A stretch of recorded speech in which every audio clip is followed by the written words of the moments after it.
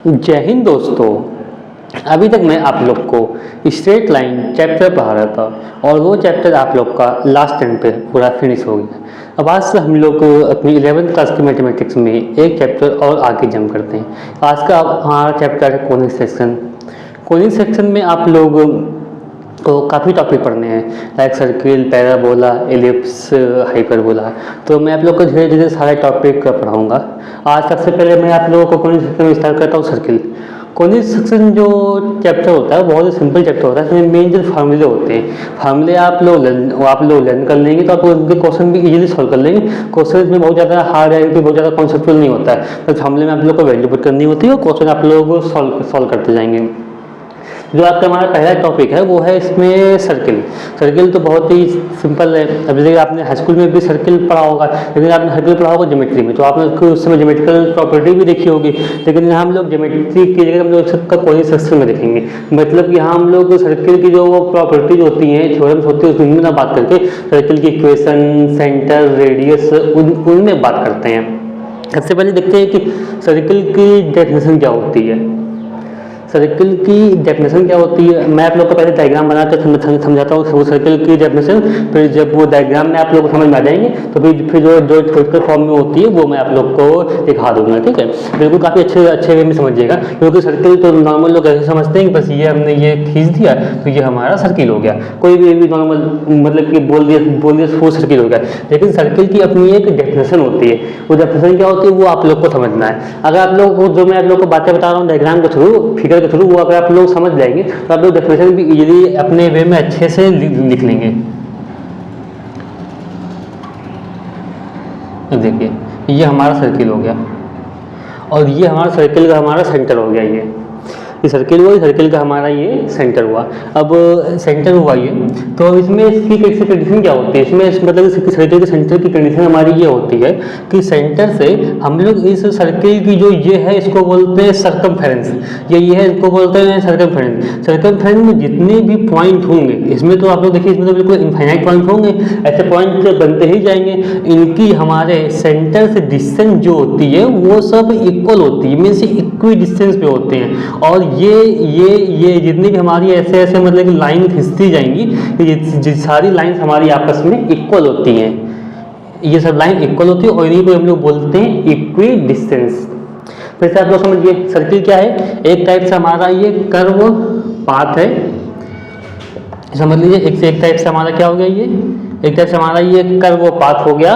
ये थोड़ा मतलब कि आप लोग समझ लीजिएगा, तो ये कर्व पाथ हो गया और सेंटर हो गया। और सेंटर से इस कर्व पाथ पे जितने भी पॉइंट आएंगे सबकी डिस्टेंस इक्वल होगी, मीन्स जितनी डिस्टेंस ये होगी उतनी ही डिस्टेंस इसकी भी होगी, सब आपस में इक्वल होगी। तो ऐसा जो भी कर्व पाथ होगा उसको हम लोग बोल देंगे सर्किल। अब इसको अगर डेफिनेशन के फॉर्म में लिखे तो ये ऐसे लिखा जाएगा, क्योंकि मैं आप लोग को लिख के बता रहा हूँ। The set of all point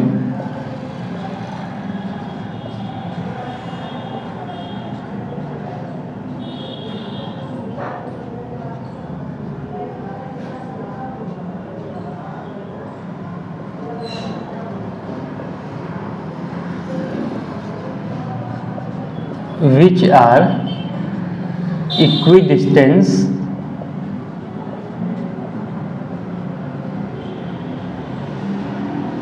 from a fixed point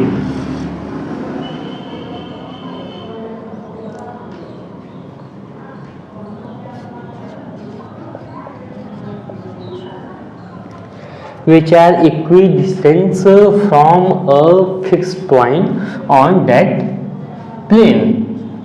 अब देखिए वही बात तो हमने भी बोली ना, फ्रॉम ऑन दैट प्लेन। इसको डायग्राम बना के ये समझिए, ये हमारा क्या हो गया, ये हमारा सर्किल हो गया।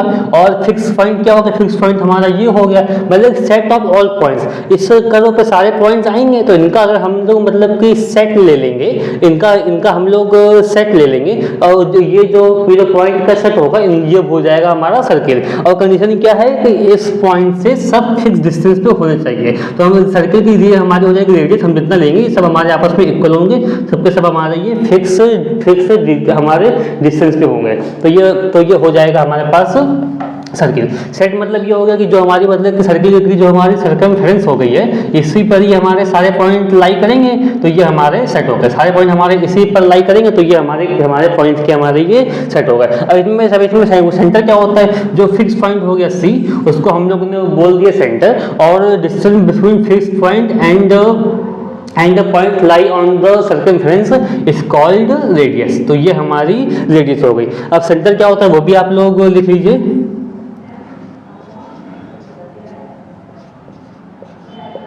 Centre that fix point is called centre. That वो fix point is called centre.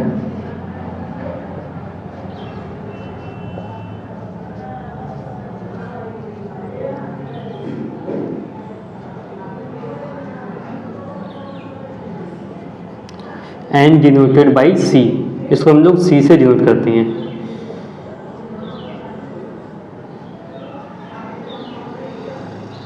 By C. अब रेडियस की बात क्या आती है, रेडियस हमारा ये हो जाएगा distance between the fix point and point lie on the circumference of circle is called radius and denoted by R. वो उसको भी आप लोग डेफिनेशन लिख लीजिए, क्योंकि एग्जाम में आप लोग कभी कभी एक या दो नंबर में इनकी डेफिनेशन भी पूछ सकता है। सर्किल की डेफिनेशन, रेडियस और सेंटर की डेफिनेशन, तो आप लोग को आनी चाहिए इसलिए डेफिनेशन ये।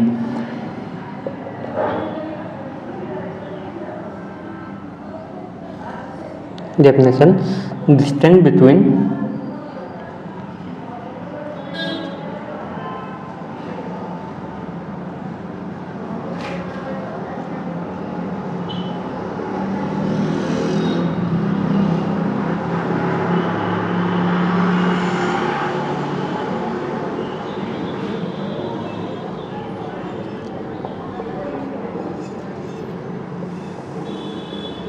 distance between that fixed point and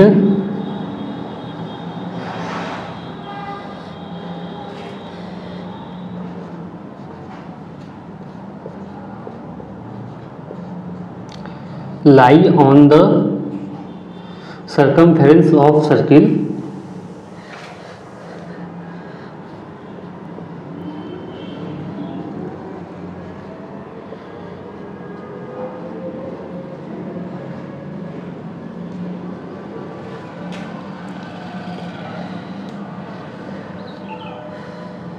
of the circle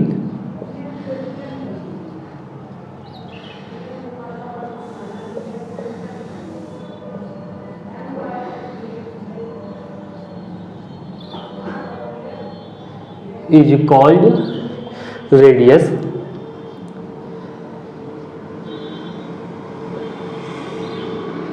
and denoted by r।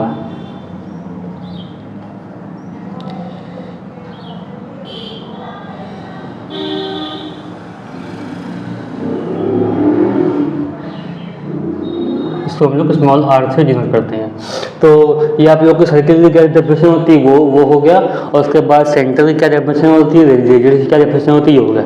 इससे पहले आप लोग को सर्किल, सेंटर, रेडियस पता तो होगा, लेकिन उसको डेफिनेशन कैसे लिखते हैं वो नहीं पता होगा।